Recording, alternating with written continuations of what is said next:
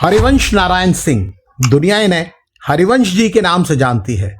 नीतीश कुमार ने जब हरिवंश को तीसरी बार राज्यसभा भेजने के बजाय खुद संसद के ऊपरी सदन में आने का फैसला किया, तब बहुत से लोगों को लगा कि शायद हरिवंश की संसदीय पारी राज्यसभा का कार्यकाल खत्म होते ही पूरी हो जाएगी। लेकिन राष्ट्रपति महोदया ने उन्हें सांसद मनोनीत किया और हरिवंश एक बार फिर राज्यसभा के उपसभापति चुन लिए गए।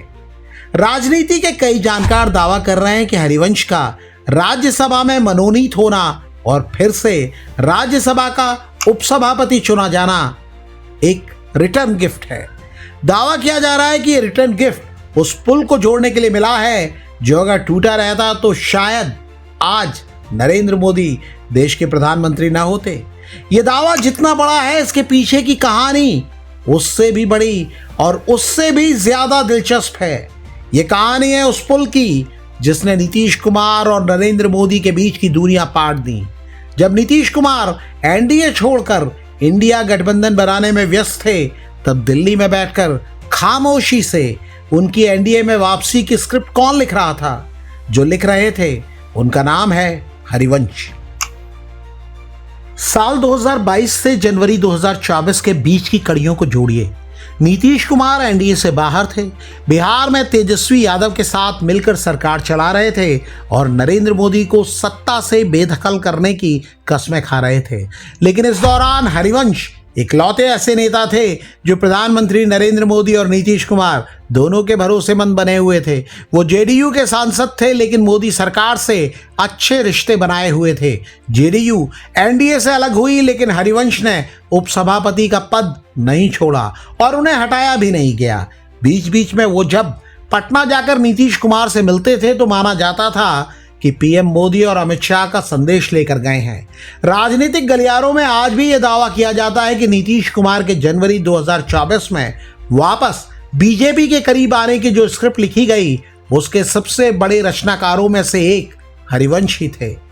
वो एक ऐसे संदेशवाहक बने रहे जिसने संवाद की खिड़की को कभी बंद नहीं होने दिया। आज जब वो तीसरी बार उपसभापति चुने गए हैं तो इसे उसी अतीत के योगदान का शुक्रिया माना जा रहा है। जानकार अब एक नया दावा कर रहे हैं। वो कह रहे हैं कि हरिवंश को सिर्फ पिछले योगदान के लिए कुर्सी नहीं मिली है, उन्हें लेकर बीजेपी अपने फ्यूचर प्लान पर भी अमल कर रही है और वो प्लान है क्षत्रिय यानी राजपूत वोट बैंक को साधे रखना। बीजेपी के पास दो कद्दावर राजपूत नेता हैं, रक्षा मंत्री राजनाथ सिंह और यूपी के सीएम योगी आदित्यनाथ। लेकिन इसके बाद भी दावा किया जाता है कि राजपूत समाज अपनी कथित अनदेखी को लेकर बीजेपी से उखड़ा हुआ है।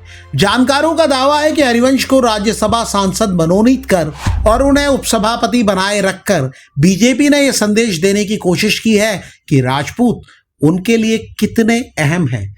हरिवंश नारायण सिंह खुद राजपूत समाज से आते हैं। वो पूर्व प्रधानमंत्री और कद्दावर क्षत्रिय नेता चंद्रशेखर के इतने करीबी थे कि कई लोग हरिवंश को उनका मानस पुत्र तक कह देते थे।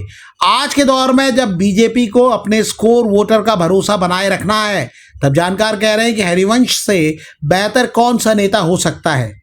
जानकारों का दावा है कि बीजेपी ने हरिवंश के जरिए उस राजपूत समाज की नाराजगी दूर करने की कोशिश की है जो हाल के दिनों में कुछ मुद्दों पर पार्टी से छिटकता हुआ दिखा है।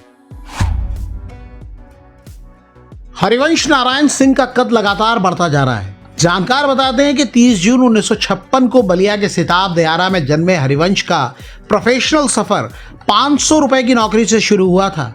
बीएचयू से अर्थशास्त्र और पत्रकारिता की पढ़ाई करने के बाद वो दशकों तक मीडिया जगत के बड़े नाम बने रहे।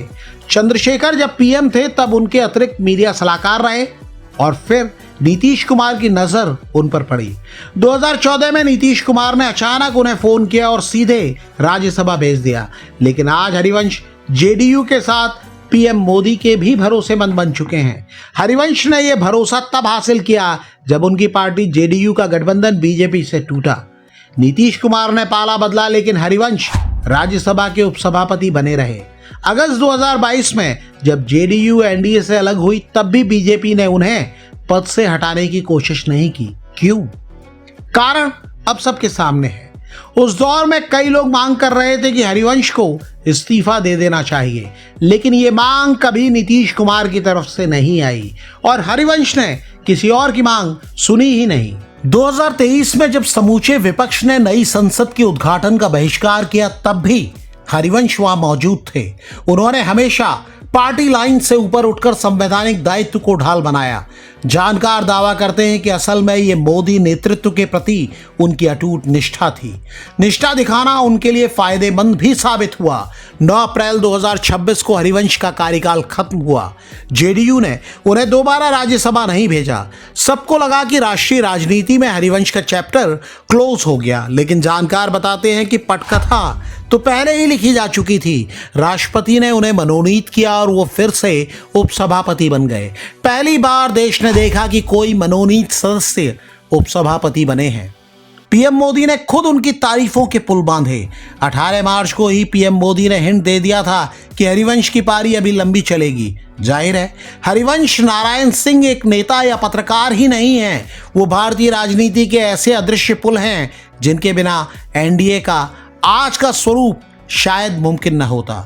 नीतीश कुमार को वापस लाना एक मिशन था। 2024 के लोकसभा चुनाव के ठीक पहले एनडीए में लौटे नीतीश कुमार अगर चुनाव तक बीजेपी से दूर रहते तो कहानी कुछ और होती। और जानकार दावा कर रहे हैं कि हरिवंश नारायण सिंह अब राजपूत समाज को साधे रखने के टास्क को भी उसी शिद्दत के साथ निभाएंगे। जानकारों की नजर में हरिवंश की तीसरी पारी भारतीय राजनीति में वफादारी और रणनीतिक कौशल की एक नई मिसाल है। आपको क्या लगता है? कमेंट करके हमें बताइएगा जरूर।